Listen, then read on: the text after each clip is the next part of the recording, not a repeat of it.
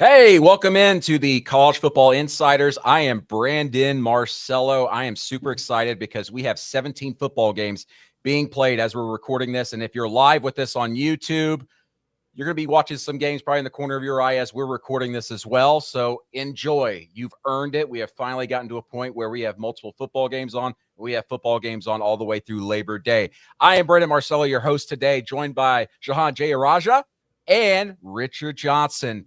And absent at the moment is Matt Zenitz, and we're going to give him hell when he comes on here, unless he's got some scoop. So he better be on his phone getting us. We actually traded Matt Zenitz for 2 first-round picks and a player to be named later. And unfortunately, the city of Dallas is now rebelling over it. Well, listen, that's why we pay Zenitz the big bucks. Not quite Micah Parsons money, but we pay him the big bucks. He's all over it, man. Also, if you are watching us live on YouTube, make sure to leave some comments below in the live chat. Ask some questions, and we may answer your question live here on the show. And then also, go through your podcast streams and everything like that. Leave a rating and leave a question there, and we'll get to it in a later show as well. So today we're going to go through some picks here later in the season, but to better set the table, I thought it'd be a good idea if we all kind of share our big picture picks for the season, national champs, conference champs, things like that. And we're going to go down the line here just to set the stage as we get full bore ahead here. Let's start first, Shahan. Let's go your conference champions. Let's tell me who you got in the ACC. Yeah, I got Clemson. I'm not overthinking it. I think that this is a return to Clemson. I think that they are back to business. The 2 places where I love them most are on the defensive line and at receiver. And that's where their championship teams have been built. So I look around the rest of this conference. I know that you're picking an upset in the ACC title game, but I don't see anybody who really should frankly be close to this Clemson team in 2025. Shahan, I agree. I'm taking Clemson. I just really want to hear the epic pro wrestling promo that Dabo Sweeney is going to cut if they do this. If they get to the ACC title game, they win the ACC championship game, and they get to the college football playoff 11-1 or 12-0, Dabo is going to be absolutely unchained on that podium holding up the trophy if they are a top 4 seed in the college football playoff. He didn't need transfers, even though he took a few. He didn't need to go outside really the family, even though he added a new defensive coordinator from Penn State earlier this offseason and then added Garrett Riley a couple years ago as offensive coordinator. But other than that, he did it mostly his way. That's what he'll say when Clemson hoists the ACC championship trophy first weekend of December. Well, he's going to come in with Tyler from Spartanburg's head on a stake, man. That man is about to be the most wanted man in the Carolinas. Well, that soundbite will be replayed over and over again this season if they continue to win throughout the years. They get closer to an ACC championship game. I've got Clemson finishing first in the standings in the regular season, but I've got Miami beating them in the ACC championship game. Very similar to what we saw with SMU Clemson last year. I think maybe Miami at that point will be gelling a little bit better. And then also Miami, they're going to be able to build a lot of confidence this season. They don't go outside the state of Florida till November, guys.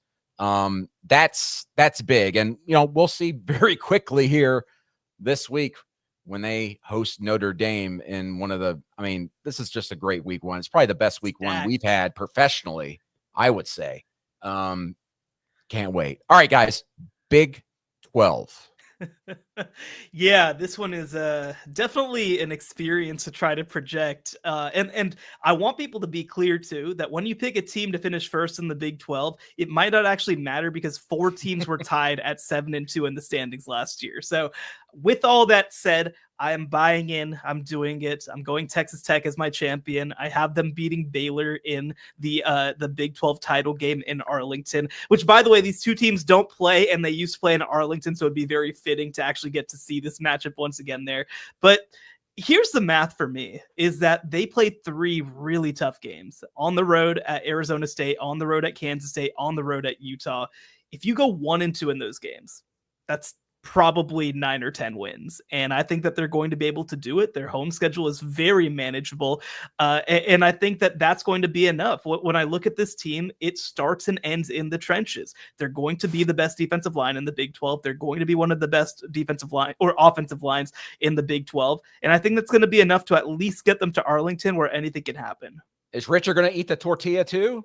I will, but only half of it, because I think Texas Tech's going to be in the Big 12 championship game, but they will lose to the Utah Utes. You mentioned Texas Tech having a great offensive line. It ain't as good as Utah's, anchored by Spencer Fanow at tackle. He's going to be a first-round draft pick. I love what Utah is doing this season, bringing Devin Dampier at quarterback, New Mexico's offensive coordinator as well, and basically saying, hey, we're going to go chips in the physical run game.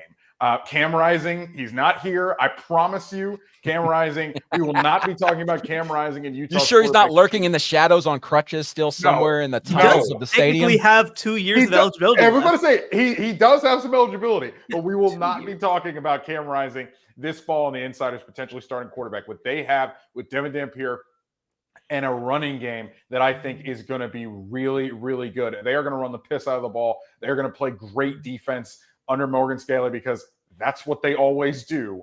And they are going to get back to basics, and they're going to win this league.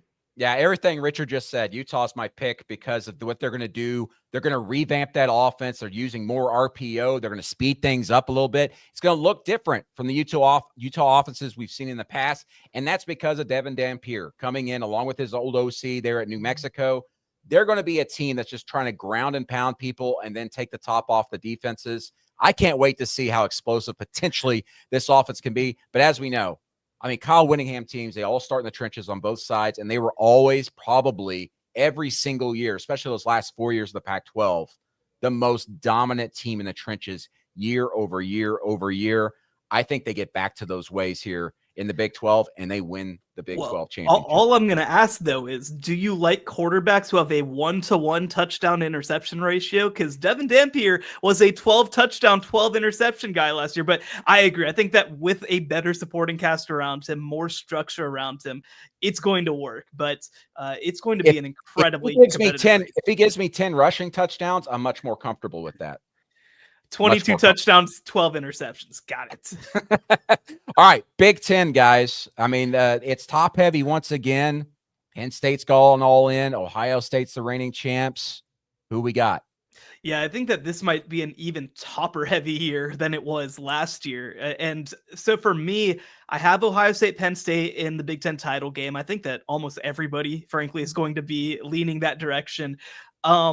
And I picked Ohio State for no other reason than because just do the thing, James Franklin. Like I hate reducing analysis to that sort of thing, but 1-13, I believe, is his record against top 5 opponents. That is a crazy stat. That is a crazy number. Now, I will say the difference this time is that James Franklin does have the best roster in the Big Ten, which he has not had most of these previous years.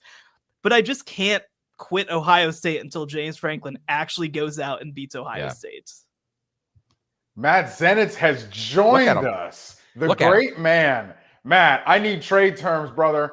Or how we grading this thing? What the Cowboys just did. First of all, sorry for the delay with jumping on. I've been talking to people around the NFL world and essentially gathering reaction, hearing from different people, just coming out of this trade. And the best way to sum that up is essentially what one person in that division said about the trade. So someone else from NFC North team, Luka 2.0. Well, it's funny you bring that up. It's not funny you bad. bring As that a up. Dallas resident, it is not that bad. By the way, for those unfamiliar, Micah Parsons traded to Green Bay. If you learn that from the college football insiders, God bless you. For those of you who haven't paid attention to anything going on in development. I didn't know until producer Aaron told me when I sat down. I've been on the road all day. I was like, and I just went, yeah, that's not surprising. Jerry Jones is still the GM. Matt, I talked to an NFL executive who said, this is crazy. And they basically said they just gifted the Packers a playoff berth and probably a run to the Super Bowl. So yeah, as a Chicago Bears fan, I'm not loving this development. I'll be honest, because look, whatever, man. Like, you trade Micah Parsons from Dallas, that's fine. But why'd you have to send him my direction? Why'd you have to do that all over again? We're just finally starting to have a good thing. Anyway, this is not an NFL podcast. Richard, did you mention your Big Ten pick as yet? Back to the Big Ten, indeed. I'm taking the Oregon Ducks to win the Big Ten. I'm high on Oregon. I'm taking them to beat Penn State in the Big Ten championship game. I know it's a little young. They're a little young, I should say. So it could be a little bit early. But I look at what Oregon did, which is basically take the base that was a really good roster with high school players, high school recruits, and they added the best players at each of the positions that they added from the transfer portal. I'm talking about Isaiah World at left tackle, Emmanuel Pregone at guard. I'm talking about Bear Alexander. I know. Oh no! Bear Alexander. Wow. Let's see Bear Alexander do something first before we say he was a huge addition. Bear Alexander at defensive tackle and Dylan Thieneman at safety. Those players adding to what they have. Yeah. I know you're going to have to get something from DeCorian Moore at wide receiver. I'm not worried about Dante Moore. I'm not worried about Dante Moore stepping into this offense and playing well early. I think it's built for a quarterback to plug and play. And Kenyon Sadiq at tight end, I think, is going to be the most productive tight end in college football this year. And I think Oregon wins the Big Ten, and they're in the college football playoff as a top 4 seed. I don't know about most productive tight end in the nation, but at the very least, he's going to become one of the better tight ends in the country. They expected a breakout year from him last year. He obviously flashed some last season, and they're fully expecting him to take another step forward this year. Isaiah World. It's a Will Stein offense, man. I mean, that's just perfect. Isaiah World for them. So somebody who, like, we talk a lot about just what people around the NFL front office world think of guys as draft prospects. That's an early round prospect for them along the offensive line. And a lot of this is going to come down, needless to say, to how Dante does at the quarterback position, but has some pieces around him. And to follow up on what you said about DeCorian Moore, they're expecting big things from DeCorian Moore. I play extremely unfortunate to lose Evan Stewart under the circumstances they did, but they do still have talent in that room. DeCorian being part of that, and also keep an eye on Gary Bryant, who has been around for a long time, going back to USC days. They thought he was going to have a big year for them, or a productive year last year, ended up dealing with injuries, and now is in line to be a real factor for them within that receiver group. Is going to be a contributor even before Evan got hurt, and now in line to be dependent on even more with Evan out to go along with pieces like DeCorian. I didn't even mention Mekhi Hughes at running back, who's in from Tulane. I'm just not worried about Dante Moore stepping into this offense. I just watched Bo Nix and Dylan Gabriel come into this offense and throw up video game numbers. It's a plug-and-play offense for a quarterback, and Dante Moore's been in that building for more than just a summer or more than just a spring. So, Zenitz, who you got winning the Big Ten this year? TBD. TBD. Ohio State. Okay. Ohio State still loaded, lost a lot, still loaded. Similar to Oregon, a lot of it's going to come down to first-year quarterback, young quarterback stepping in and how he does, but similar to what's the case with Dante Moore at Oregon, Julian Sayin surrounded by a lot of talent and a lot of future NFL draft picks. That would be the safe bet there.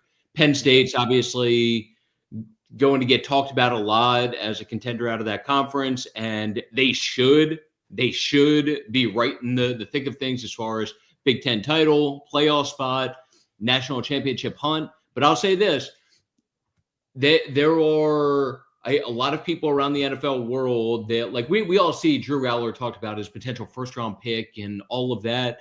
And some of that, to me, just based on feedback that continue to get and just using my own eyes, like, it's still premature to a certain degree. And I'll tell you what has been the consistent feedback from an NFL standpoint.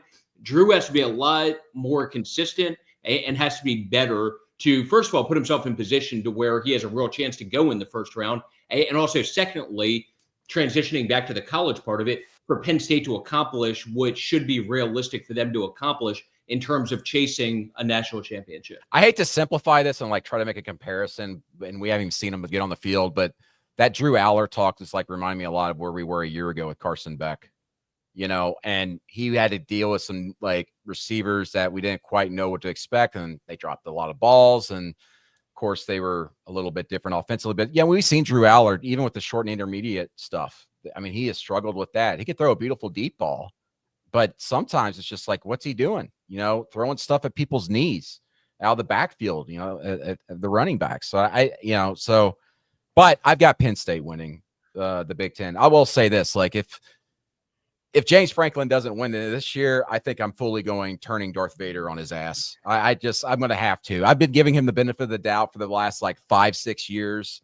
And if he doesn't get it done this year, they don't win the Big Ten this year, I don't think I'll ever pick Penn State again if James Franklin is the head coach. All right. So big money to me on Ohio State and a team, and I've brought this up before, a team in that conference that can maybe create some issues for people. I can't remember who all they played, but I do think, if I remember correctly, even with my memory being terrible sometimes, I think they do play Penn State, Ohio State during the course of the year. UCLA with Nico at quarterback is a team that has enough there, especially if Nico lives up to just how UCLA people are talking about him, that like, even if they're not a playoff type team or something like that, they could potentially surprise someone. I'm not saying it's going to be a Penn State or an Ohio State, but could make things interesting around that conference. Is that why UCLA's been shutting down their practices to the media, that they're just so good they don't want everybody to see it? Have they been doing that? Yeah, they haven't been letting the media in there. They don't let players talk right now. That don't matter. Matt Zenitz doesn't need to be allowed to be anywhere. My guy gets to scoop. It don't matter if you're blocking him. Exactly. You know what I will say also? So a team that's always worth paying attention to around the Big Ten is Iowa. And we've talked about Iowa on the show before, especially with them adding probably the best quarterback that they've had in God knows how long at this point. Iowa is going to be a factor, but something that we were reported on earlier that was unfortunate development for them. They lose one of their top playmakers now for at least a month in Reese Vanderzee, who led them in touchdown catches last year. 6'4", young player that was going to be one of the top factors within that receiver group, had an absolute freak injury yesterday. After practice, I believe was like walking up the stairs and stepped wrong. And from what it sounds like, potentially broke a small bone in his foot, just simply walking up the stairs. And that's expected to sideline him now for about a month. So a really unfortunate deal for Iowa, who, again, always competitive, but now you're without one of your better offensive playmakers heading into a stretch where during the course of the next month, they have two teams, I believe, in the top 25 with, what is it? Iowa State next week, and then Indiana in a few weeks also. So just not great. And the epitome of just a freak injury. Little tasty morsel with some injury intel there. We're going to get into some injury news here later in the show. But first, we're going to take a quick break, and then we're going to return with our national champion picks, our Heisman winners, and then any surprise playoff teams we could see. And then we're going to get into some intel and then make some picks for week 1. You're watching College Football Insiders. We'll be right back. You can't count on accurate expiration dates. No, that is a rookie mistake. Or the kindness of strangers. But thanks to CBS Sports, you can always count on Sundays with the NFL on CBS and Paramount Plus.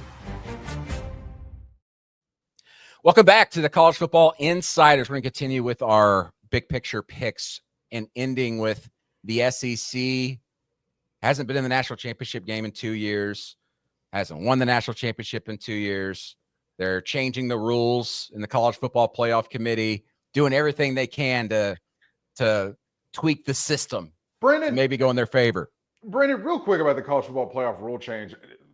To me, that was less a Alabama rule change as it was an anti-Indiana rule change that they made, going more towards a strength of record style, strength of schedule metric. I don't know what your thoughts about that. Yeah, I think it's exactly that. And they see that a lot of Big Ten teams that will have 3 losses should always be below 3-loss teams from the SEC. That's their stand. And sure, but here's the other thing. It's like that wasn't an issue last year. Their 3-loss SEC teams were still ahead of them in the Big Ten. This is the thing that drives me crazy about this whole conversation, is that obviously strength of schedule played into account.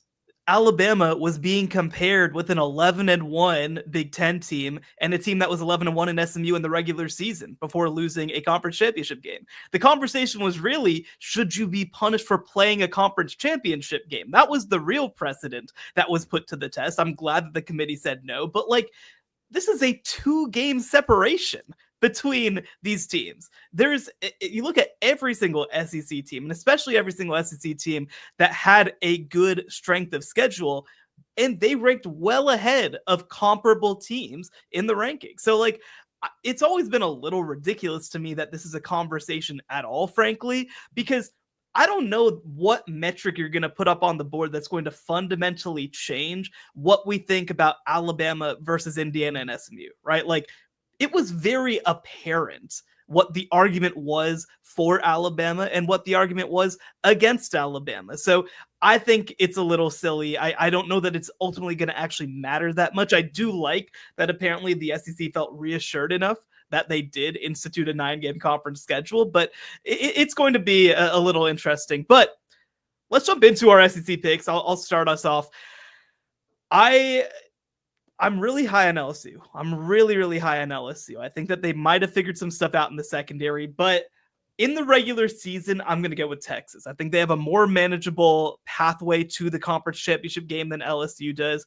They were there last year. I think they're going to learn from that experience. So I think that Texas ultimately does come away with the SEC title, but it's going to be, I think, a dogfight down to the very end.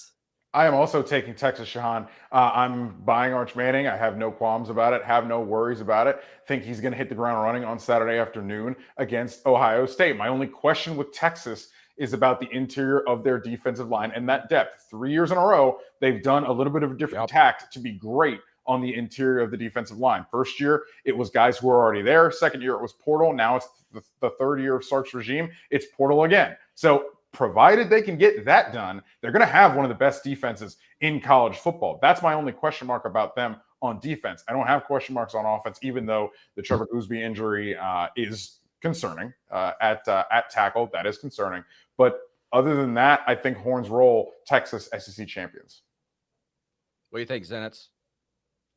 I would like to say LSU, but I'm actually going to go with Alabama, partly because of the schedule and the schedule being more favorable, if you can say that, than LSU. So LSU is a team where, I mean, you guys know my thoughts on that at this point. I think LSU is absolutely loaded. I fully expect them to be in playoff contention, and for this to be a year that they make a legitimate push for a national title. They have potential number 1 overall draft pick at quarterback, some talent around him offensively, and then a defense that people internally there are expecting to take a significant step forward this year, entering second season under Blake Baker as defensive coordinator. But with Alabama, 2 things. First of all, we've talked before about them being in a position that they have maybe 10, 12, 20, 26 draft picks on that roster.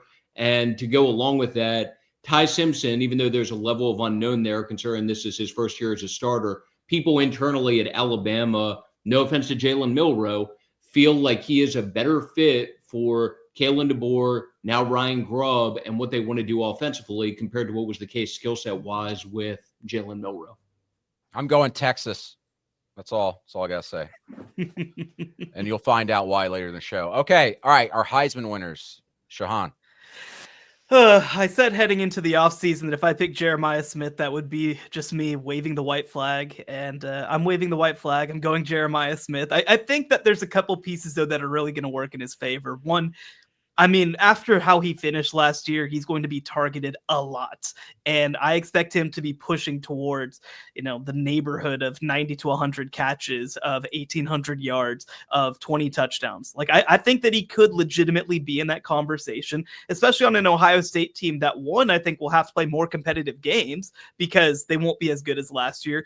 And 2, won't be able to run the ball as at high of a level because of some of the guys that they lost on the offensive line and at running back. So he comes in with so much name recognition as well. Like, he is, outside of Arch Manning, the most famous player in college football. I think that the momentum happens. I think he ultimately comes away with the Heisman Trophy. You are right, Shahan. The only player more famous coming into this season in college football is Arch Manning. It's why I'm taking Arch Manning to win the Heisman. It's why I took Travis Hunter last year before the season to win the Heisman, even though his odds were honestly pretty long. I thought that was wild. When you consider the makeup of the Heisman Trophy voter base and its depth, you're getting a lot of people that are not truly able to lock in. I'm not casting aspersions on anybody. I'm just saying that's how it is. And so a guy like Arch, if he's able to live up to his potential or even close to it, he's just going to grab every single headline every single season. And because of that, he's going to get the lion's share of Heisman Trophy first place votes when we get down to it in December. Richard stole mine. Brandon, you go next. You know what? Forget this. I'm teaching Lenora Sellers TikTok dances, man. This is garbage. I don't want these influencer Heismans, man. You know how this goes, though. You know how this goes. I've seen the voting base, man. It is everything that we talked about. Brandon's going to end up going with Drew Aller right now. That's what I'm expecting for Brandon. No, it's Arch Manning. I'm surprised it's 3 of 4 here.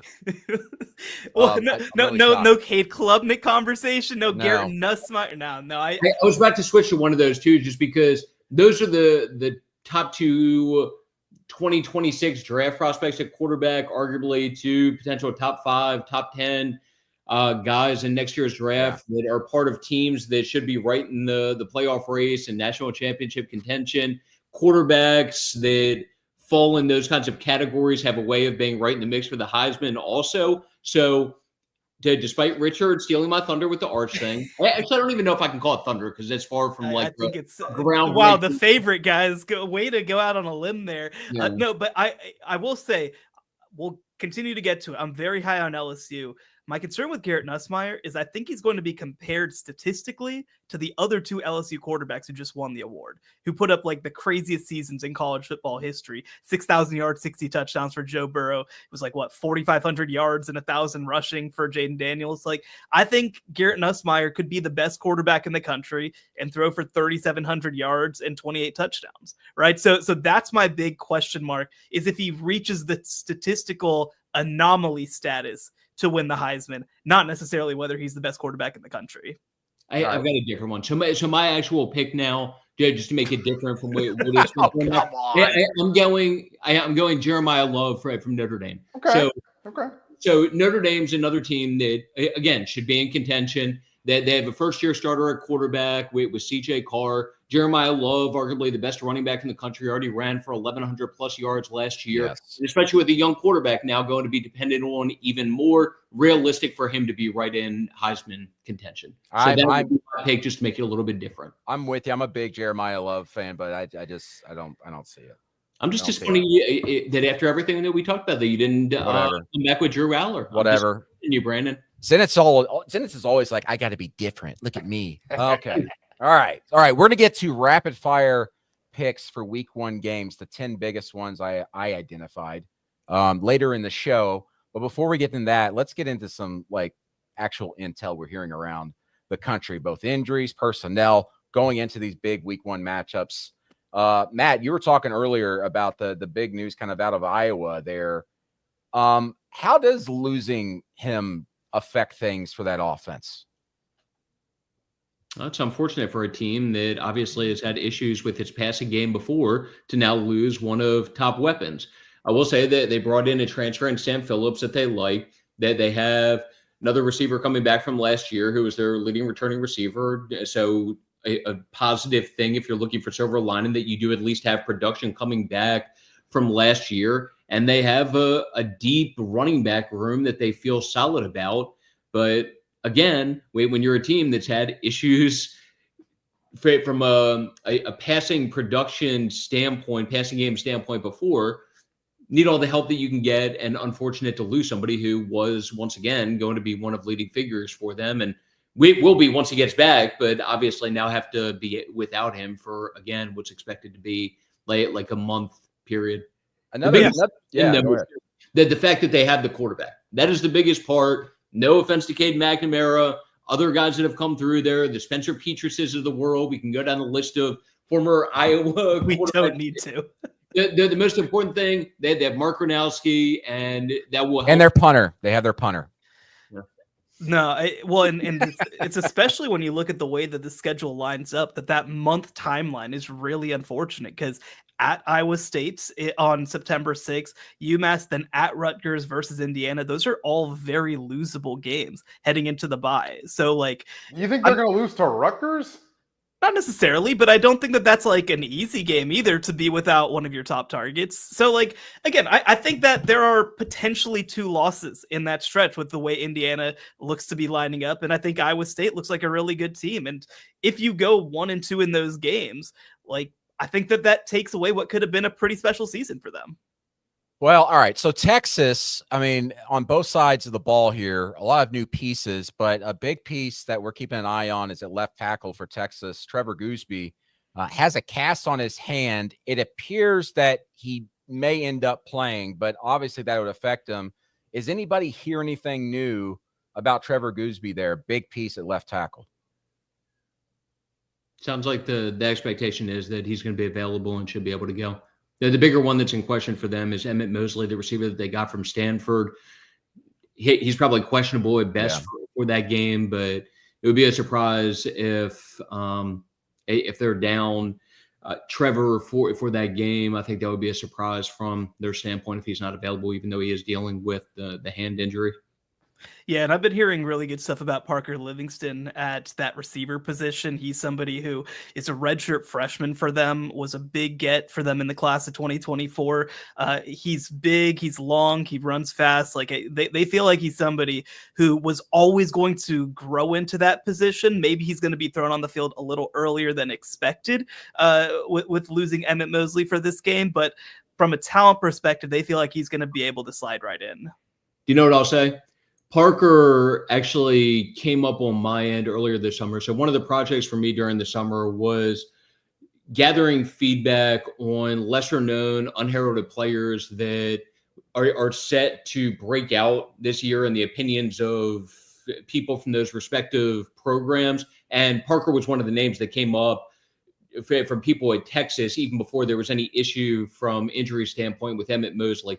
He was impressive during the spring, continued to impress during the course of fall camp, to the point that even without any injury situation with Emmett Mosley, there's been a belief there that, first of all, going to be a factor for them within that receiver group, but also has done enough that they view him as someone that's going to be capable of starting some games this year. Hey, he's a kid with legitimate speed, can make plays down the field, and again, has been impressive throughout the course of the offseason as a whole. There are a lot of guys that go to Texas as 5-star recruits, a lot of hype, all of that. Parker is not one of those players by any means, but he has been one of the standout guys for them consistently throughout the course of the offseason as a whole, and that is a great call by you, just in terms of him being someone worth keeping an eye on going into this game and really the season as a whole. Well, and let's be clear, like, Texas has a stud in Ryan Wingo at receiver.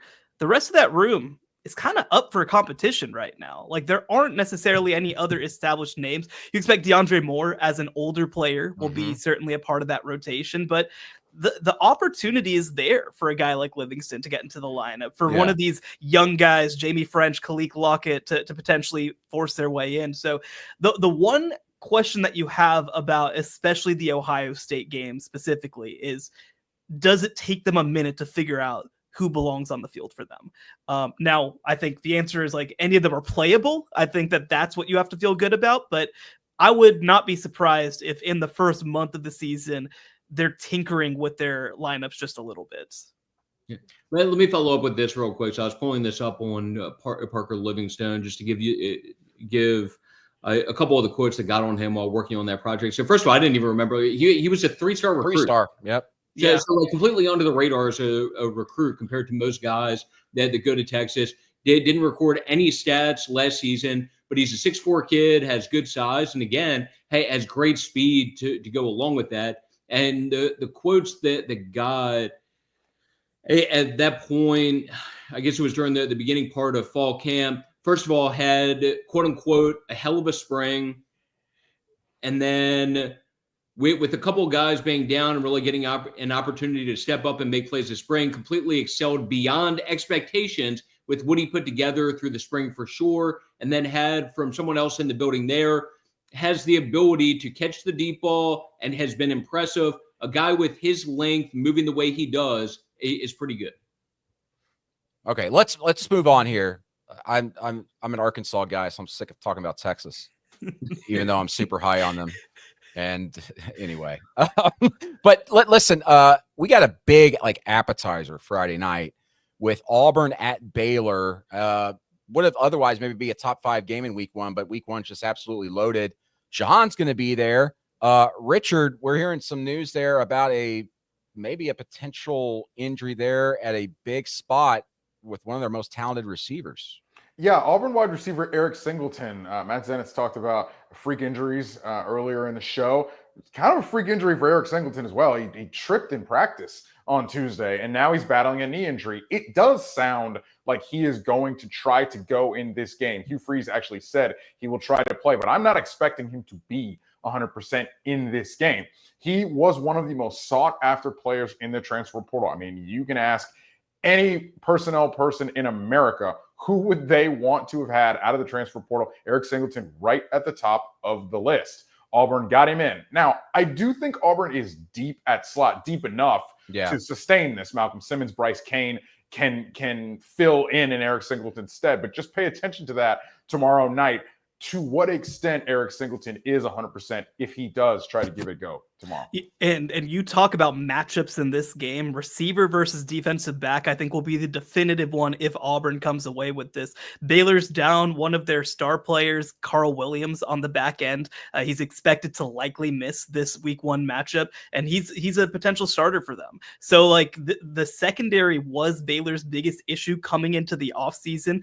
They hired Paul Gonzalez away from TCU, who's produced 2 Thorpe Award winners, to try to fix it. But this is a place where Auburn has to take advantage, because you look at a lot of the rest of the field, Baylor's going to be able to stack up at most position groups. DB versus wide receivers, where you have the widest advantage. You're going to need Jackson Arnold to hit on some of those plays early and often. And if Singleton can't go, I mean, he has been such a consistent possession guy in college football over the past couple of years at Georgia Tech. I think it just makes the game a lot harder for a first-time starting quarterback at Auburn and Jackson Arnold. All right, coming up after the break, we're going to move on to who's got the most pressure on them going in here to week 1, whether player, coaches, teams, some interesting names, some interesting teams, all that coming up right after this. You can always count on Sundays with the NFL on CBS and Paramount Plus. So even if you can't count on accurate expiration dates, That is a rookie mistake. or people appreciating your fashion sense, Jim, the crowd is not on board here. you can always count on Sundays with the NFL on CBS, streaming on Paramount Plus. Glad we wear our good jerseys. Welcome back to the College Football Insiders. Let's get into it. Week 1 games. A lot of teams facing a lot of pressure, obviously, to deliver when you've got so many top 10 matchups. We got 3 top 10 matchups this week. First time in 18 years we've seen anything like that. Listen, guys, there are some coaches obviously on the hot seat going into this year, but also some coaches that are just they were high just a few years ago. Now they're getting low. And I want to focus on Florida State myself here, just because I've been talking to a lot of people down there in recent weeks. I think Mike Norvell is obviously facing a lot of pressure.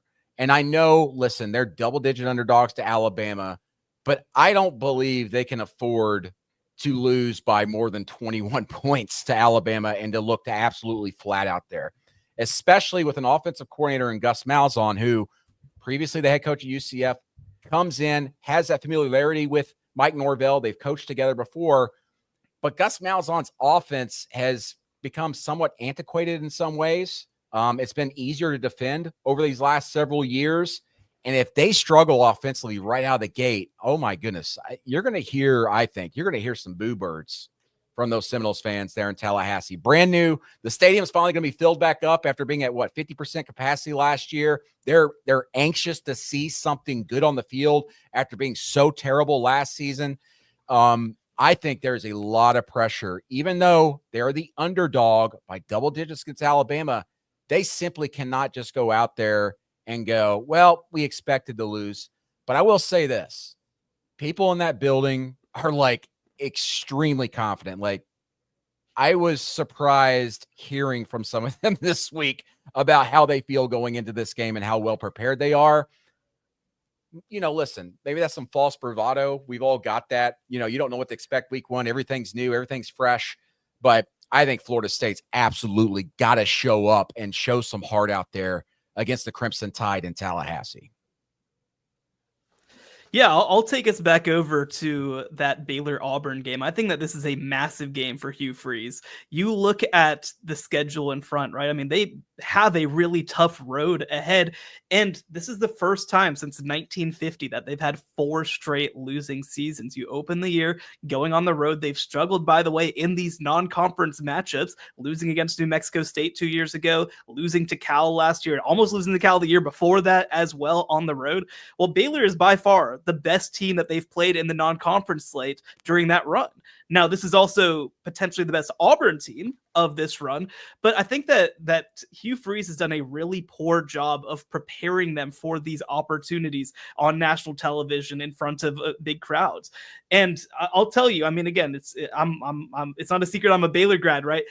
Baylor is juiced up for this game. Like, this is going to be one of the best crowds that you've seen in Waco in a while. And yeah, look, we don't have to compare it to other places in the SEC, but like, this is going to be a high pressure environment where they're playing against some really, really good players and Sawyer Robertson, Bryson Washington, Keaton Thomas. So this is a big matchup for Auburn. If they lose this game, it's really hard to see them putting together a truly successful season. I'm going to take us to Atlanta on Sunday afternoon, where I think there is a unique pressure cooker for Brent Pry and Virginia Tech. Virginia Tech is not what I would call irrelevant right now, but I find them to be arguably worse. I find them to be in that middle nether region between peak relevancy, as we remember it when we were younger, and straight up irrelevancy. I think Brent Pry and this Virginia Tech team, who came into last season telling people that the conference championship game was the standard, and then they had to beat Virginia last week of the season to get to a bowl game. Man, you got to get this done. Kyron Jones's health was a storyline again in the spring, as it was all last fall. Obviously, you got to replace the production for Bashal Tootin, who's a tremendous running back. And then on the defensive side of the ball, unfortunately, Mansour Delane, your best defensive back from last year, plays for LSU now. And some of your best players up front, including 2 all-conference players, are not on your team either. They have left. So for Virginia Tech, if they remain in neutral this year, if they have another season that's between 5 to 7 wins, I don't know. I think Brent Pry might be seriously considered on the hot seat. Richard, I think so too, to echo that. And the reason why I got even more belief in that is what Athletics Director Whit Babcock said this week about how they need to go more all in on football because of the new unequal revenue sharing in the ACC, and how important it is to get to 9 wins so they can get extra money, which they average out to be about $1.7 million extra by getting to 9 wins. And then you go beyond that, it's even more money.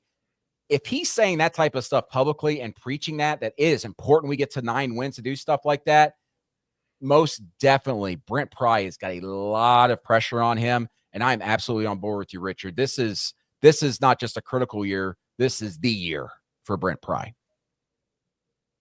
What else we got, guys? Yeah, I'll take us to that LSU Clemson game. It's crazy that Brian Kelly has never won an opener at LSU. He is 0-3 in those games, which, to be fair to him, does say something about the quality of openers that LSU gets in, but also, like, that USC game aged incredibly poorly last season. Yeah. So this is one that, I mean, it feels unfair to say that they need to have it because Clemson might be the best team in the country, but like, you need to show up in that game. You need to have a great, complete performance, whether or not you win it. It needs to be a close game late in the fourth quarter. You need to have a chance to be put in a position to win it. You need Garrett Nussmeier to be protected in a lot of ways, whether that is with the game plan or whether that is also with just them replacing both of their tackles. I'd love to see some good stuff from this first year secondary from them that brought in so many key pieces. We've talked obviously about DJ Pickett as a 5-star who potentially could break into that lineup. It's just a lot that is going to be asked of LSU heading into this year. And if it goes poorly, if they lose by 10 points against Clemson, like the money's going to start moving, right? Like they don't really have the ability to fire him, but there are going to be some tough questions asked behind the scenes. Maybe Dabo can go to Tiger Stadium and put Junior next to Death Valley on the stadium in Baton Rouge. Would it be nice for them to win this game? Like, this would be the counterpoint on my end. Would it be nice for them to win this game? Absolutely, especially heading into a year when they should be in contention for a national championship.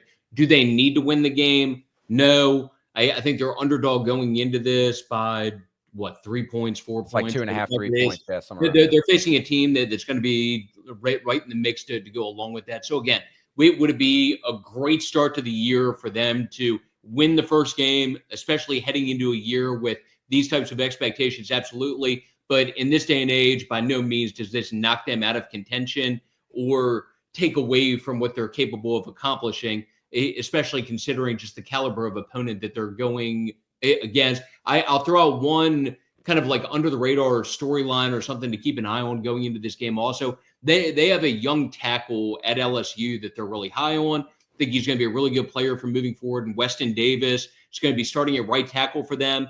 This is going to be a huge, huge test as far as a first start and a first opportunity going against that front seven, that defensive line for Clemson. And one of the things that's come out of the LSU camp is, yes, they're high on him, but they're also expecting some early season growing pains. So that's just something like we talk about the quarterback, stuff like that gets a lot of attention. LSU's right tackle, Weston Davis, high upside player for moving forward, but an extremely tough matchup against that Clemson offense or Clemson defensive line and front seven heading into his first start. Something worth monitoring. Arguably the biggest game of the weekend is Texas at Ohio State. And to me, I don't think any coach in that game has more pressure on him than defensive coordinator Matt Patricia at Ohio State.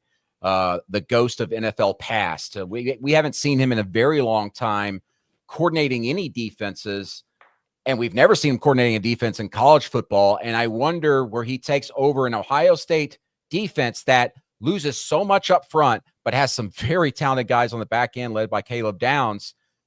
But this is a defense that's been top 2 nationally each of the last 2 years. Jim Knowles is the reason why that defense went from the 40s all the way back up to top 10 to top 5, then to number 1 last year during his tenure there. And now that there's new pieces there and you have a new defensive coordinator who's not familiar with college football at all, if there is one inkling of weakness there, if Arch Manning torches them Saturday morning at Ohio Stadium, Matt Patricia is going to hear it.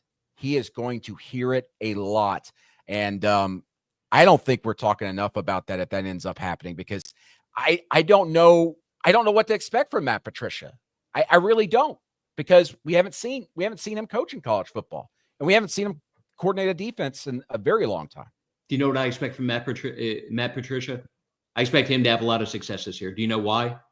Because regardless of who you have in there as Ohio State's defensive coordinator, they have so much talent on that defense that it would be shocking if they had real issues during the course of the year. Obviously, this is the type of opponent, especially when you're facing that kind of quarterback, where he's going to create some problems for you.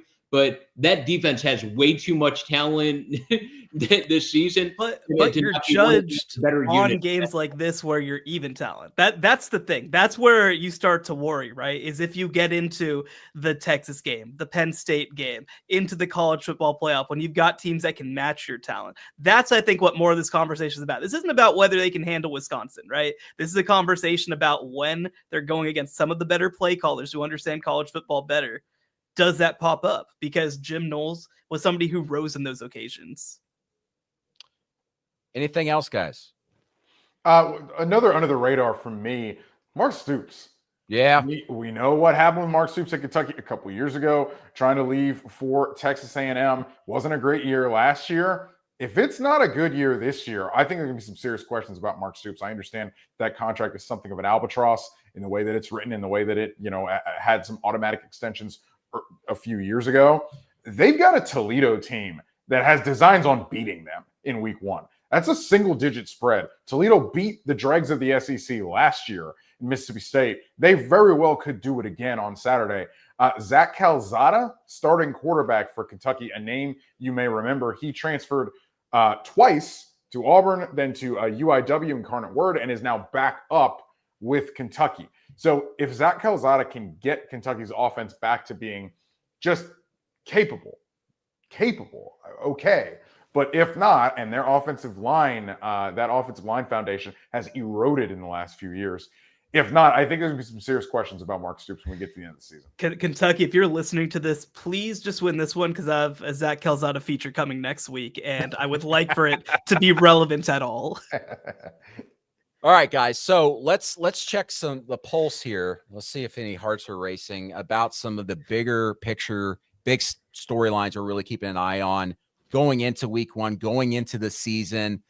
Matt, let's start with Garrett Nussmeier at LSU going against Kate Klubnik. You mentioned it earlier on the show, possibly the top 2 quarterbacks going into the 2026 NFL draft. I'm sure practically every NFL team's going to have a rep there at the game watching this. What are you hearing about these 2 guys from the NFL circles and the college circles?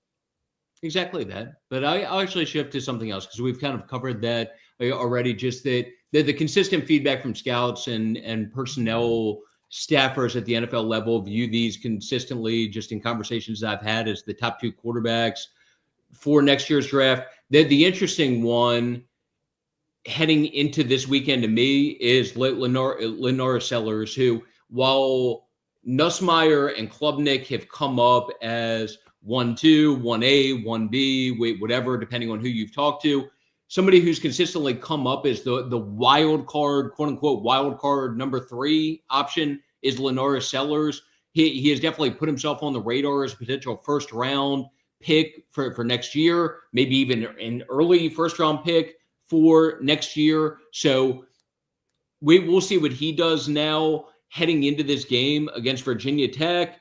And I will say have gotten some great feedback on Lenoris throughout the course of the offseason, where obviously he consistently improved throughout the course of last year and was a different player by the end of the season than he was at the beginning of the year. But they feel like Mike Shula has contributed to him taking another step forward, and we'll see how he does. But we have to remember with South Carolina also, this is a team that truly believes, as you guys know, that they have the capability to make a push, be, if you want to call them like an underrated type team in terms of playoff contender or dark horse, probably a better word for it. This is a chance to show what they're capable of, while at the same time, to go along with Richard's point from earlier, you have Brent Pry, who, hey, he needs to win this year. Like, it's no secret whatsoever that Brent Pry needs to win this year to avoid being in trouble in terms of his job. So this is an interesting / important game for both sides, and something that's great from a South Carolina perspective, even aside from Lenoris and having pieces like Dylan Stewart. Let's not forget that during the course of the last week, that they finally, after 8 months or whatever it's been, got a resolution, and a positive one, with Rasul Faison at running back, who is going to be their starter. But until a couple of days ago, they didn't know if he was going to be eligible this year, and have been going through that lengthy process with the NCAA. And finally, this week, gets waiver approved that makes him eligible for this season, makes him eligible for game 1, and you have another talented piece now to go along with some of those guys like Lenora Sellers. I wanted to hit on, and Matt, we were talking about this last night and today, Ohio State's running back situation. I mean, last year they had 2 1,000-yard rushers for the first time since 1975. You might remember one of those players, Archie Griffin. But the thing is, going into this year, is we're not talking a lot about the running backs there. We're all focused on Jeremiah Smith and the new quarterback, Julian Sayin. But one guy to really keep an eye on here is a youngster, sophomore, James Peoples, also sharing carries with CJ Donaldson, the transfer, veteran, a type of guy. But what are the roles really going to look like here, Matt? Well, first of all, like I think you would agree with me with this, Brandon.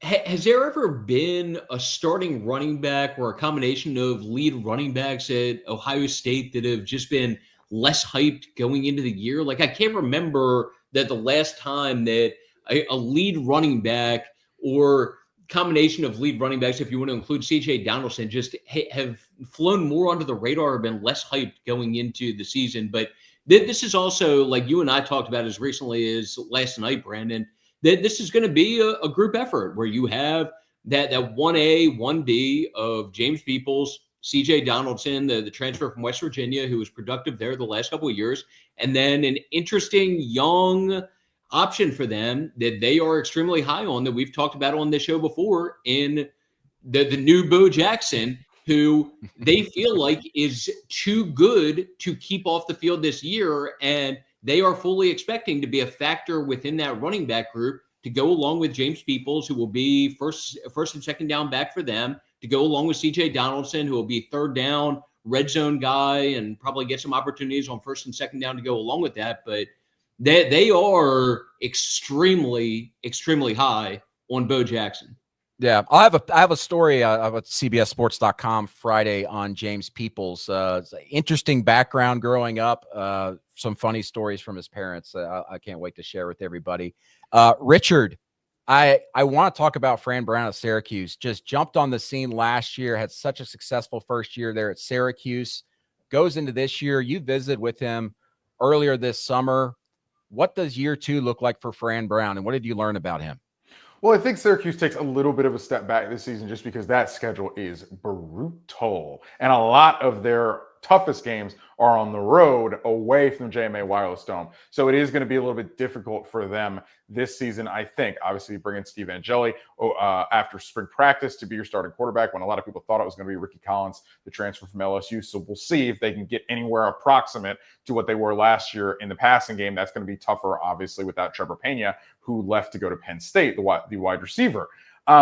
So, they were the most prolific passing attack in college football last season. So what they will look like this year, we'll see. They open the season up against Tennessee in Atlanta on Saturday afternoon. From my time with Fran Brown, Brandon, it was just so refreshing to be with somebody in this job who's just authentic.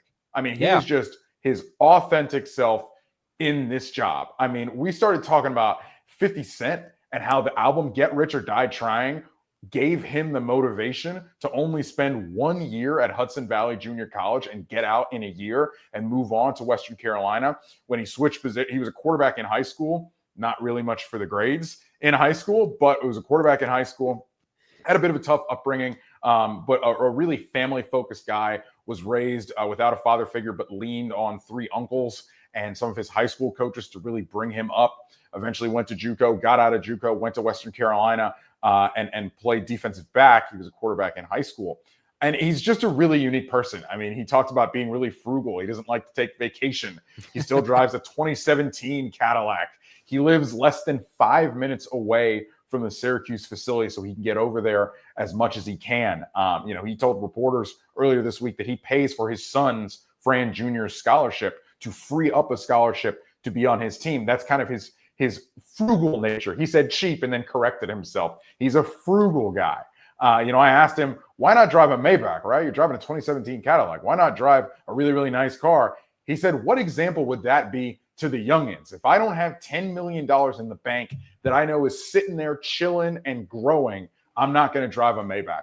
So it's just a really, really unique character in college football. And it's really, really nice to sit with somebody like that. It's refreshing to sit with somebody like this when you do what we do. So you're saying frugal Fran Brown is trying to squeeze every last drop out of that orange? Is that what you're saying? Brother. Okay. All right. All right. I just want to say real quick, so I've gotten to talk to Fran a couple times since he was down at Baylor. So this is kind of a little known fact. When he played at Western Carolina, Matt Rule was the linebackers coach there at the same time. So Fran, along with Elijah Robinson, who's his defensive coordinator, all came up together. So, it's really, really crazy to kind of see how far they've come in the last decade or so. And, Fran, I think, has done a tremendous job, was a cornerbacks coach, secondary coach at Georgia as well. And he is kind of known as being the king of New Jersey in a lot of ways. And he's done a great job of really pulling it all together, I think. Yeah, I loved about a year or so ago listening to him tell about how he planned on recruiting the New Jersey area and all that, and all the inroads he has and all the people he knows.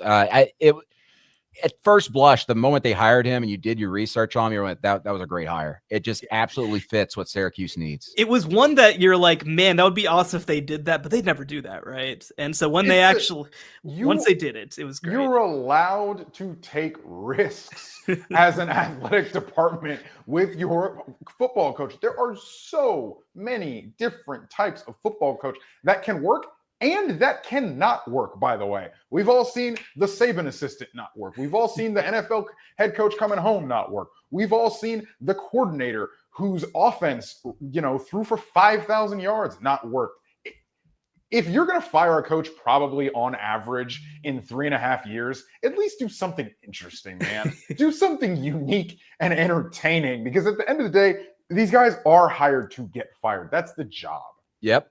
I just love that we're seeing more, quote unquote, what we call them position coaches getting head coaching gigs. We've seen several in major college football here the last 5 years. I was going to say that exactly. This is probably a conversation we can continue to have in 3 months. Yeah. But I think that, in this day and age, it has never been less important for your coach to actually know ball, frankly, because their job is to do so many other things. Now, let me be clear. Fran Brown knows ball. I don't want to cast aspersions on him, but I think that if you start to look other directions, whether it is somebody who's a CEO, obviously I did the story on Joey McGuire out at Texas Tech, right? Very untraditional. And I will say too, I keep coming back to Matt Rule, but both those guys were tied to Matt Rule. And Matt Rule was not somebody who was a play caller. He was somebody who came up as more of a leader figure and has done a great job, I think, of preparing for his moment. And so, no, I would really encourage, especially, by the way, if you are not in one of the big 2 conferences, there's literally no reason to not try something. Yeah, don't go hire a guy that was an analyst on ESPN or a national network like UAB. I mean, that's comment the hell out of that one. I'm just saying that's more of a risk. Someone who hasn't been involved in college ball and has proven himself. I mean, he was a high school anyway. Sorry. All right, I'll get off of that. I care too much about UAB. All right, so we're gonna go into a segment here. We call it the Big If. So we got a lot of huge games, as we know, in week 1. But what if certain things happen? What will the reaction be? And what would our reaction be? So I want to start off with this, with the big if. What happens if Auburn quarterback Jackson Arnold, after all the struggles Auburn's had at quarterback under Hugh Freeze, goes up in flames once again after what happened at OU last season? Then Hugh Freeze is going to be doing a whole lot more golfing soon, because they do not have a whole lot else to hang their hat on if that quarterback position goes up in flames. Well, I don't know about that, Shahan. I think there should be a short leash on Jackson Arnold, and you immediately go Ashton Daniels or Deuce Knight. Deuce Knight. You give it a try. There's too much talent on that offense to let it die on the vine with a quarterback situation that's not working. I really like Deuce Knight. I think he's going to end up playing at some point this year, not necessarily in backup duty, but just they're going to put him in some packages. They're going to try and get him out there. I will say, as a counterpoint to the negative component or negative potential component with Jackson Arnold, that if he performs at a respectable level, they do have so much talent on that team that this could be a surprise year for Auburn, and they may end up winning more games than what people are projecting them to win right now, just because of all of the talent that they have and that supporting cast around him, including at least a few guys who probably going to end up going in the first couple rounds of next year's draft. Yeah, and we mentioned on an earlier show earlier this month, they got an offensive line finally. They haven't had an offensive line they've had confidence in there in years. So that's going to be huge for Jackson Arnold, who struggled last year because the offensive line at OU. Xavier Chaplin, underrated pickup from Virginia Tech, potential first-round draft pick. People don't talk enough about their center, Connor Liu, potential top 2-round guy at center. And again, there's just a lot of talent on that team as a whole. Eric Singleton, Cam Coleman. That receiver group is one of the better ones, probably one of the top 10 receiver groups nationally. Yeah. You have the Keldrick Falks of the world on the defensive side of the ball. There's a lot of talent on that team. So again, if you can have Jackson Arnold or whoever's playing quarterback for them playing at a respectable level, that team could be dangerous and maybe exceed some of the expectations that people seem to have for them right now. Okay, what happens if Ohio State quarterback Julian Sayin outshines Texas quarterback Arch Manning? It's interesting because I don't know how much that'll mean, just because he has so much around him, right? Like Jeremiah Smith is a freak. Carnell Tate is incredible. Brandon Ennis, like they just have so many guys in this room, and we should expect big things from Julian Sayin. This is a big time player. Obviously committed first at Alabama, enrolled, ends up following, or not following rather, but leaving once Nick Saban retires. Like we should have high expectations for this player. Now, I think that probably the most positive thing for Ohio State, if he has a good game, is it means that this offensive line was ready to go, because Texas is going to challenge the hell out of you with their defensive line and linebacking core. Anthony Hill, Colin Simmons, two guys who are going to, you want to talk about first round picks. Those are guys who are going to be first round picks. So I think that would probably be the most optimistic thing, is if they're just able to hold their own. But like, again, when you look at the context around them, like I think that Julian Sayin's working with a lot more. And so, it would be impressive for him as a redshirt freshman to step up, but I don't think it would be a huge surprise either. I think the fact of the matter is Texas does not need Arch Manning to play up to his lofty potential in order for Texas to get where it wants to go in January. I mean, you look at some of the quarterbacks that have taken teams to college football playoffs when it was just the 4-team or national championships. Will Howard just won the national championship last year. Obviously, you got a Max Duggan, you got a Stetson Bennett. You don't have to have a super quarterback for Texas to get where they want to go. TCU fans are going to be so mad hearing that. Yeah, they'll have to live. Heck, Texas was quite literally on the doorstep last year with Quinn Ewers, who I think we would all say Arch Manning is significantly better than. So just because Julian Sayin plays better than Arch Manning on Saturday does not mean that Texas' goals are not still in front of them, even if they lose the game. So I'm hearing that we're calling him Arch Coker now, right? That's I think that's what we're doing. No, we are not doing that. He is still my Heisman pick, just to set the record straight. All right, this is my last big if, and this is a big one, guys. What happens if Florida State upsets Alabama? Just don't see it happening. I think Alabama ends up winning that game by. Matt Zenitz is not entertaining it. There's no if here. There's no if. There's no, listen. All right. Here's Zenitz. Let me explain that. Zenitz, let me explain this segment to you. Let's act like this happened. What does it mean? What happens if Florida State upsets Alabama? Or are you a complete non-believer in the multiverse? Like, no, in no reality does this happen.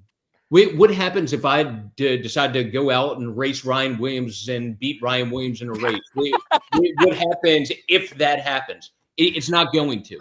Florida State, in my opinion, is not going to win this game. Look, I may end up eating my words. We'll see if that ends up happening. My prediction for this, Alabama wins. Alabama ends up winning by multiple touchdowns. And the reason that I say that, and say that like I do, compare the personnel, compare the talent. Alabama just the clearly more talented team. I thank you for the lukewarm take, Matt Zenitz. But I think that if I'll take it a different direction. I think that if Florida State beats Alabama in this game, we're going to see a human shot into space. I think that Kalen DeBoer is going to be somewhere close to Neptune by the end of the weekend. The Rocket City's just up the road in Huntsville, Alabama. There you go. They're going to strap him to the outside of one of those things, and they're just going to shoot. I do not obviously see that happening, but I mean, we talked about it a little off the top of the show. Like, Alabama is a team that we expect a lot of this year. With Ty Simpson coming in, they're going to have a more traditional quarterback situation. I think that the offense is going to thrive with their remind me of the offense coordinator's name, Ryan Grubb coming back. And like, the expectations should be through the roof for this team. This is a team that should have legitimate national championship potential. If they don't beat Florida State by 2 touchdowns, I would be a little concerned about this team. I will say, just to follow up on my previous little spiel, they do have a better chance of competing than I do, competing against Ryan Williams in a race, just to be clear. So that was taking it to an extreme that was probably unnecessary. We don't know. Listen, guys are getting hurt walking up the stairs and jogging out of the huddle. So who knows? I think that you just need one guy to step wrong, whereas this would need 22 guys to step wrong 100 times. Well, guess what, though? And this gives me a nice little segue. So you have maybe not guys stepping wrong, but you do have a couple injuries with Alabama that are worth taking into account here. So it does hurt Alabama being without Jam Miller, who is the clear leading figure with them at running back. And it hurts them not having Jam Miller there. And then to go along with that, Tim Keenan, one of the better players in the front seven for them defensively at defensive tackle, him being out for this game is a hit to their defense. So Alabama will be without a couple pieces. So we'll see how that ends up impacting the game, but it is at least worth making note. Okay. All right. So Zenitz, your statement saying that there's no way in heck this happens. It recalls a memory from late August 2024 when a Florida State fan went on Twitter and said, if Florida State loses to Boston College this weekend, I'm going to eat dog out of a red Solo cup. Do you want to put anything on the line here, Matt? I just put my pride on the line. So I think that's enough right there. I think we're going to try and set up that foot race with Ryan Williams if the Florida State ends up upsetting Alabama. We're going to do that. To do it, I can tell you for sure, no phones allowed anywhere near, and nothing that is capable of videotaping or filming. Okay. All right. So we're done with the hypotheticals, the big ifs. Matt doesn't believe in it. He lives in reality. He lives in the real world. He wants hard news and scoop because that's the world he lives in.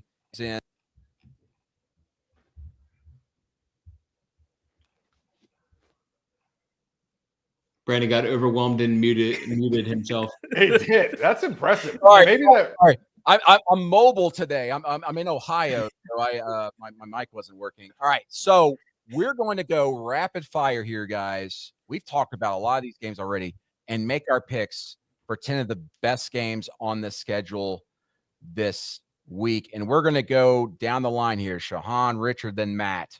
Let's start with Friday night. Shahan, you're going to be there. Auburn at Baylor. Who you got? Give me Baylor. I'm taking Auburn. I take Baylor in the game. I think Baylor's underrated this year. Wow. I've got Auburn. Have a solid season. Okay. All right. Also Friday night, Georgia Tech at Colorado. Yeah, this should be this should be Georgia Tech. I think that they're just further along, and Colorado has so much that they have to rebuild on offense. Yeah, especially with Dallin Hayden potentially nursing an injury. I'm taking Georgia Tech. Oh, yeah. Why did we both mess up like that? What was that? Georgia Tech should be a respectable team in the ACC this year, and Colorado, like it was already touched on, has a lot that they need to replace and a lot that's just frankly unknown with that team as things stand right now. Georgia Tech, big believer in them in the trenches. Syracuse against number 24 Tennessee. I want to pick Syracuse so bad. I really, really want to pick Syracuse. I can't get all the way there, but it's going to be a much closer game than the 2-touchdown line. Yeah, I was going to say Syracuse covers, Tennessee wins. I think competitive, but Tennessee wins. Tennessee has enough talent around the quarterback. Then I think they find a way to pull that game out. Same here. Tennessee wins, but Syracuse covers. And then the big game to start off our day on Saturday, number 1 Texas at number 3 Ohio State. I mean, look, you go back 20 years ago, right? Their national championship run starts with a win on the road with the number 1 quarterback in the country. Like, it's just one of those things where if you believe in the power of story, like, you just have to go Texas in this game. I don't know anything about story. I believe in number 16, Texas. Michael Taft, baby.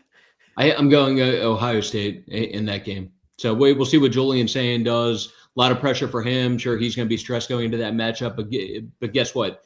At the same time, while it's his first career start and big time showdown, it helps having a combination of Jeremiah Smith, Carnell Tate, Brandon Ennis. Texas, they silence Ohio Stadium. Number 8, Alabama at Florida State. We already know what Matt's going to do here, but let's go around just to double check. Well, I could be like a complete hypocrite now to shift and just say Florida State. I could do that. I'm not going to. Don't see that happening. I do not know how Florida State possibly competes in this game. Alabama by 1,000,000. Tide rolls. Okay. All right. Well, I've got Alabama as well. Number 9, LSU at number 4, Clemson. 2 top-tier quarterbacks, playoff contenders. Yeah. I mean, again, we talked about it, right? Like Brian Kelly is winless in these openers. It feels like he's due, but this is such a tough situation to try and pick LSU with what Clemson brings back. So I lean Clemson in this game, but like it is going to go down to the very end. I take Clemson. Easy, honestly. I take Clemson by more than a touchdown. Wow. Clemson's the safe bet. I'll pick LSU. I think LSU, once again, extremely talented, both offensively and then defensively to go along with that, and especially factoring in just how much better that defense should be to go along with the pieces that they have on offense. I'll go with LSU, even though, just to be clear, Clemson is the safer bet here in that game. Clemson playing at home, place is going to be raucous, and they've got a culture there. Players have been around each other. They're going to win this game. Utah at UCLA, this a very sneaky good matchup. I think it's a coming out party for Utah. You guys mentioned them early in the episode as your Big 12 title pick. I think that this is one of those games where Utah's offense is just going to roll. Yeah, I think the line is either -5 or -6, and that is very confusing to me. I am taking Utah to roll in this game. I am not personally a believer in Nico Iamaleava and the Nico experiment at UCLA, like my pal Matt Zenitz is. Yeah, I'm going to repeat the first 6 or 7 words that Shahan said. I think it's going to be a coming out party, but I think it's going to be a coming out party for UCLA. So I think UCLA shows just some of the talent that they have this year. I think Nico is in line to show some of what UCLA people have seen from him behind the scenes, and I'll go with UCLA in that game, even though Utah, I think, as always seems to be the case with Utah, will be a respectable team throughout the course of. Let's just hope for UCLA's sake that they didn't study the film of OU and Arkansas last year and how they stopped Nico, because the book is out on Nico. I do think that there's a little more that's the book is out on that offense as well. So it'll be a little different, but I also think it's a lot to ask for Nico to come in on short notice. And by the way, have to learn like a real big boy offense as well. Virginia Tech, number 13, South Carolina on Sunday. Who we got? Yeah, I think South Carolina rolls in this game. I'd like to see something from Virginia Tech, but I'm just really concerned about this team. I think that they're heading into a bad place. Yeah, I'm also taking South Carolina. I think Lenoris Sellers shines and dazzles us in this game. One of those receivers has got to step up, but I think Sellers is good enough to kind of put the team on his back and take Carolina to the victory. Feel comfortable picking South Carolina in this game. And just to follow up, one quick thing just about Utah, UCLA. I think those are the epitome of two teams that by the end of this year, we'll have seen them both win some games that maybe we didn't expect them to win, and also lose some games that maybe we wouldn't have expected them to lose. Like those teams are the epitome of those types of teams to me. But at the same time with this matchup, once again, I feel comfortable saying that South Carolina will end up coming out a winner. I got South Carolina, Lenoris Sellers getting their running back. I think they rush for over 250 yards in this game. And then after the game, does he watch Memento? No, he's going to watch Tenet and try to explain that one, because for people no one who don't know, that. We have a story up on CBSSports.com by our John Talty where he talked to Lenoris Sellers, and apparently he's a big Christopher Nolan fan. Who isn't? Yeah, number 6 Notre Dame at number 10 Miami. So I don't know. Maybe this will look foolish at the end. I kind of feel like it's Notre Dame easy. Like I kind of feel like Notre Dame is gonna run away with this game. It's only a 2.5 point line, but like I look around the field right now, I am very high on Carson Beck. I am very high on that offensive line, but I I think defensively, like Notre Dame is just a completely different animal. And I still expect a lot from them offensively as well. So I think that Notre Dame wins this one. I don't even think it's a contest. I think both of these teams, and the line reflects it, are extremely even. I'm expecting big things out of Miami. My problem, though, is because I think this game is going to be close. I do not trust Mario Cristobal to win it. I trust Marcus Freeman as one of the best game managers as out of any head coach in college football. I trust the Irish in this spot. I have questions about CJ Carr going into this game. I'm picking Miami because of that. Same here. That's exactly why I'm picking Miami. CJ Carr got questions going on the road. Miami's going to be explosive. Defense is going to be worlds better than that terrible, terrible secondary they had last year. They have restocked. And Corey Heatherman, I think, is a real deal there as a play caller. All right. Monday night, all eyes on the reality show that is Bill Belichick. TCU at North Carolina. I think this is another game that won't be close. I think that TCU is going to go out there and run away with it. You know, I talked to Sonny Dykes about facing Deion Sanders and kind of the circus around that in 2023. And, you know, he really said that they felt like they didn't do a good enough job of preparing them for the circus of it, for the moment of it, right? Because I do think that even in 2023, TCU was a better team than Colorado, but they just kind of tripped on themselves. I don't think they're going to do that in this game. I think that their roster is much further along than people realize. You know, the funny thing about TCU is that eliminate for a second that title run. They're a 5-win team, then a 9-win team. It's just kind of a normal rebuild at this point. They've recruited better than anybody in the Big 12 the past 3 years or so. I think that this roster, I've used the word coming out party a couple of times, but I think that TCU runs away with this game. Give me Carolina. I think because of the unknown with Carolina, I think Bill Belichick, out of anybody, comes up with bespoke game plans to win games. That's how he did it at New England, especially without Tom Brady. They were still able to get it done every now and then in some of these games. I think because nobody knows what they're going to do, nobody knows what they're going to run. Basically, nobody knows anything about this team. I think Carolina springs a trap on them on Monday night. TCU by multiple touchdowns. Josh Hoover is one of several quarterbacks in the Big 12 that deserves a lot more attention than gets on a national level. They have a couple linebackers that NFL scouts have draftable grades on at this point. They have Bud Clark at safety, who's one of the better safeties in that conference. So has some other players that have a chance to get picked next year in next year's draft. Going TCU by multiple touchdowns. I've got TCU. That's more or less a gut pick because I don't know what to expect from North Carolina, but they've got one of the greatest coaches in any level of football preparing to find a way to slow down Josh Hoover, and that gives me hesitation. But TCU is going to end up pulling. I'm just curious what happens when like Bill Belichick calls the nastiest blitz you've ever seen, and the linebacker doesn't understand the play call. Like that's more what I'm curious to see what he deals with because like. Man, dealing with 19-year-olds who aren't very good at football is a different kind of animal. Do you know the best thing for North Carolina? Like, first of all, it was a big deal for them getting Gio Lopez, who a talented young player. Like, that makes a big difference for them heading into the year. But they do have 2 draft pick players at corner. That is one of the most important things or best things about North Carolina going into this year. So for Josh Hoover, could create some issues there for him, but still stick with what I said in terms of feeling like TCU's not only going to win this game, but that they end up winning by a couple touchdowns. But those 2 corners in North Carolina, including Thad Dixon that they got from Washington, who played there under Steve Belichick when he was the DC, really good player, and we'll have a chance to have a really good year there at North Carolina. Dynamic to watch real quick for TCU is if they can run the ball at a reasonable level, this is going to be a much improved team in 2025. That was a huge issue for them last year. They feel like they're better at the running back and interior O-line positions, but this is going to be a good first stress test. And just because producer Aaron asks, anybody got a pick for Cal Oregon State? Dude, Cal better not lose that game, man. Like this is one of those moments where like it just feels like the wheels are going to come on or fall off. Like we are right on the edge, I think, of Justin Wilcox's tenure here.